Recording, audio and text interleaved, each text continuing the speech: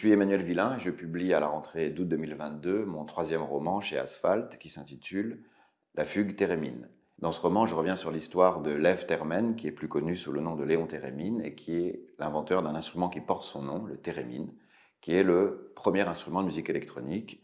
Il a créé cet instrument en 1920 et il a été très vite repéré par Lénine, qui l'a invité au Kremlin pour faire une démonstration. Et Lénine lui-même est tombé sous le charme de cet instrument absolument révolutionnaire, avant-gardiste, et a voulu envoyer Léon Thérémine en Europe pour en faire la promotion, la démonstration. Et face à ce succès, il a été envoyé aux États-Unis pour quelques mois pour suivre ces démonstrations.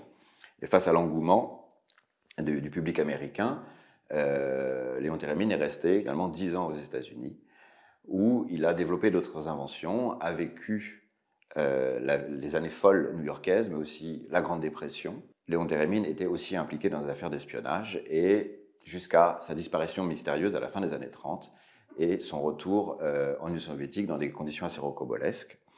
Et il connaîtra toutes les avanies du régime soviétique, sera enfermé, devra travailler pour le compte des services secrets. Ce que je voulais, c'était restituer dans ce roman cette vie proprement incroyable d'un personnage qui a traversé tous ces événements et qui a quand même tenu bon tout le temps.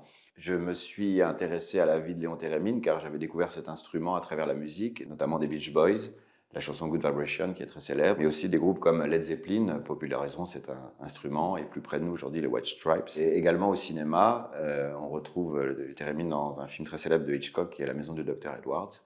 Et on le retrouvera ainsi dans beaucoup de films plus tard, des années 40, 50, 60, des films de science-fiction où tous les sons étranges étaient toujours signifiés, soulignés avec cet instrument, le thérémine.